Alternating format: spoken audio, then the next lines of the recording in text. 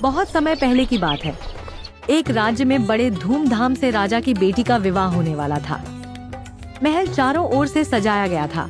ढोल नगाड़ों की गूंज और शहनाइयों की मधुर धुन से वातावरण आनंदमय हो उठा था। इस शुभ अवसर पर रानी ने अपनी बहन को संदेश भेजा, मेरे घर आओ, साथ बैठकर भोजन करो। तभी एक दूत आमंत्रण पत्र लेकर दूर जंगल में स्थित आरशे पत्नी की साधारण झोपड़ी तक पहुंचता है। मेरी बहन का संदेशा आया है, उनके यहाँ भोजन करने चलना है। रहने दे भगवान, अपने से बड़े के बीच में नहीं जाना चाहिए। पत्नी जोर देकर ऋषि से पुनः आग्रह करती है। भगवान, तू समझ क्यों नहीं रही? अरे सुन, मैं तुझे एक कहानी सुनाता हूँ। तपते रेगिस्तान में एक ऊंट मर गया। उसकी लाश रेत पर पड़ी रही। तभी एक गीदड़ वहां आ पहुंचा। उसने ऊंट का शरीर देखा और अंदर घुस गया। अंदर उसे भरपूर भोजन मिला। वह खाते खाते इतना मोटा हो गया कि बाहर निकलने की कोशिश की, पर फंस गया। ऊंट की खाल धीरे धीरे सूखकर पत्थर जैसी सख्त हो गई। गीदड़ चाहकर भी बाहर ना आ सका। दिन बीतते गए, धूप तपती रही, गीदड़ अंदर कैद रहा। आखिर बरसात आई। पानी से ऊंट की खाल नरम हुई। गीदड़ ने पूरी ताकत लगाई और तरह बाहर निकल आया। तभी उसके साथी गीदड़ ने हंसकर पूछा, अरे दोस्त, इतने दिन कहाँ गायब था? दिखाई ही नहीं दिया। कहाँ जाता? अंदर ही फंस गया था। भाई, आज एक बात समझ आई, अपने से बड़े के बीच में कभी नहीं जाना चाहिए। ऋषि ने बहुत समझाया, पर पत्नी अपनी जिद पर अड़ी रही। मुझे नहीं सुननी कोई कहानी, मेरी बहन के घर चलो। ठीक है भगवान, अगर तू इतना कह रही है तो चलो। पत्नी की जिद के आगे ऋषि मान गए। दोनों साधारण झोपड़ी से निकलकर राजा के भव्य महल की ओर चल पड़े।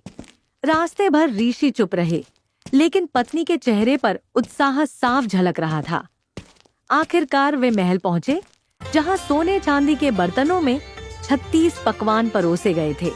पत्नी ने चाव से भोजन किया, लेकिन ऋषि ने मन मारकर खाना खाया और चुपचाप घर लौट आए। कुछ दिन बाद महलों की चकाचौंध पीछे छूट चुकी थी।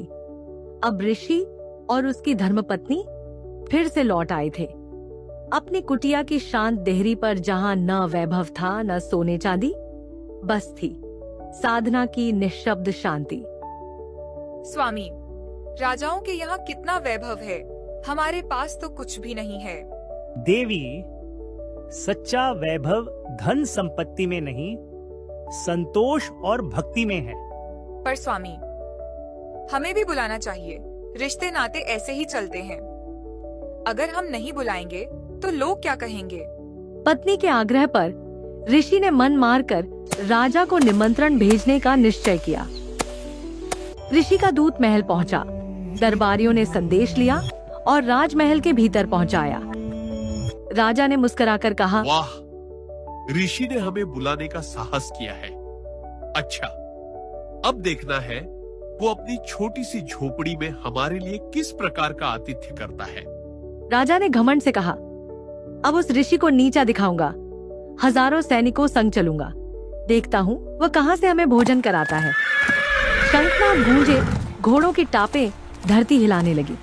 राजा अपनी विशाल सेना के साथ जंगल की पगडंडियों से होता हुआ ऋषि की साधारण सी झोपड़ी की ओर बढ़ा।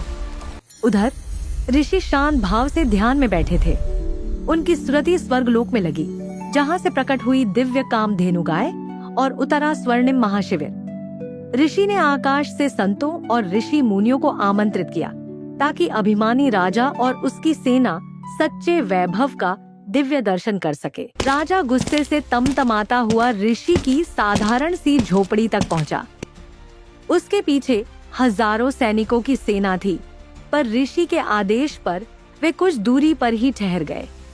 झोपड़ी के सामने राजा और ऋषि आमने सामने खड़े थे, जहां घमंड और धैर्य की पहली टक्कर होने वाली थी। ऋषि, यही है तेरा दरबार? इतनी छोटी सी झोपड़ी में तू मेरे हजारों सैनिकों को कैसे खिलाएगा? राजन, घमंड मत कर। जिस परमात्मा की कृपा है, वह झोपड़ी को भी महल बना देता है। आओ, बैठो। सभी अतिथि का सत्कार होगा। ठीक है, देखूंगा तुम्हारा यह चमत्कार। राजन, तुम्हें और तुम्हारी सेना को ऐसा सत्कार मिलेगा जो तुम्हारे महल में भी नहीं मिला होगा। स्वागत है राजन। हे कामधेनु माता, राजा और उसकी विशाल सेना के लिए भोजन की व्यवस्था करो। क्षण भर में उस साधारण सी झोपड़ी के आंगन में स्वर्णिम थालियां सज गईं। सैकड़ों व्यंजन प्रकट हुए और पूरा मैदान भोज स्थल बन गया। सैनिक और जन सामान्य सब तृप्त होकर भोजन करने लगे। ये सब मेरे सैनिकों के सामने तमाशा कैसा है? आपके आंगन में ये व्यंजन कहां से आया? बिना राजकोष इतना भव्य भंडारा कैसे संभव हुआ? राजन, यह कोई साधारण भोजन नहीं, ये मेरी तपस्या और पुण्य का फल है। ये थालियां न मेरे हाथों से बनी हैं, न किसी राज भंडार से आई हैं। ये सब कामधेनु गौ माता की कृपा है। वह दिव्य शक्ति से असीम भोजन प्रदान करती है। जिसके पास कामधेनु है उसे कभी भूख, कभी अभाव छू भी नहीं सकता। आह, तो यही है रहस्य, एक गाय और उससे अनगिनत भोजन। ऋषि, यह गौ माता तुम्हारे जैसे सन्यासी के लिए व्यर्थ है। राज्य की जनता भूखी है, युद्ध के लिए अनाज चाहिए। अब यह गाय मेरे राज भंडार की शोभा बनेगी। सैनिकों, कामधेनु को पकड़ लो। अब यह गाय तुम्हारे राजा की होगी। राजन, ठहरो। कामधेनु कोई साधारण गाय नहीं, ये गौ माता स्वयं स्वर्ग से अवतरित हुई दिव्य शक्ति है। इनका स्थान राजमहल नहीं, स्वर्ग में है। इनसे मिला भोजन राजभोग नहीं, पुण्य का प्रसाद है। यदि तुम लोभवश गौ माता को छीनोगे तो याद रखना, गौ माता का अपमान किसी भी साम्राज्य को नष्ट कर सकता है। राज्य धन से चलता है पर टिकता धर्म से है। हा हा हा हा हा। ऋषि, तेरी तपस्या, तेरे पुण्य की बातें मेरे दरबार में नहीं चलेंगी। ये गाय अब तेरे काम की नहीं। तपस्वी का पेट तो भिक्षा से भी भर जाता है, पर राजा को चाहिए राज्य का वैभव, सैनिकों, आदेश का पालन हो। राजन, तुम्हारा लोभ असीम है, पर मेरी आस्था उससे भी बड़ी है। गौ माता, मैं आपकी रक्षा नहीं कर पाऊंगा।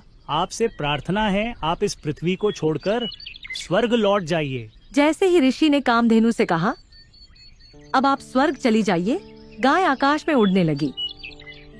यह दृश्य देखकर राजा के मन में क्रोध उमड़ पड़ा। उसने अपने सैनिकों को आदेश दिया, तीर चलाओ। तेज तीर गाय के खुर में जाकर लगा, जिससे गाय का रक्त टपकने लगा। जहाँ जहाँ गाय के रक्त की बूंदें गिरी, वहाँ वहाँ धरती पर तंबाकू उग गई। लोग उस पौधे को सुखाकर हुक्का और बीड़ी में प्रयोग करने लगे। उन्हें यह ज्ञान नहीं था कि तंबाकू का स्वाद तो भले ही लुभाए, पर यह धीरे धीरे शरीर को खोखला करता है, रोग और मृत्यु की ओर ले जाता है। आज भी संत रामपाल जी महाराज अपने सत्संग में यही समझाते हैं कि 100 नारी जारी करे सुरापान 100 बार, एक चिलम हुक्का भरे डूबे काली धार। तंबाकू और नशा आत्मा और शरीर दोनों का शत्रु है। यह जीव को भटकाकर पाप के मार्ग पर ले जाता है।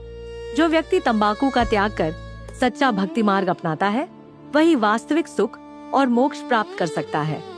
और इस कथा का निष्कर्ष यही है, खून नाम खून का तमा नाम गाय, 100 बार सौगंध इसे न पिए खाए। तंबाकू खाना गाय के मांस खाने के समान है। क्योंकि तंबाकू की उत्पत्ति गाय के खून से हुई है, इसलिए संत रामपाल जी महाराज की शिक्षा के अनुसार तंबाकू व नशे से दूर रहना ही जीवन को सफल बनाने का मार्ग है। संत रामपाल जी महाराज जी के ज्ञान से संबंधित अधिक जानकारी के लिए हमारे निम्न नंबर पर संपर्क करें 822-2880-541।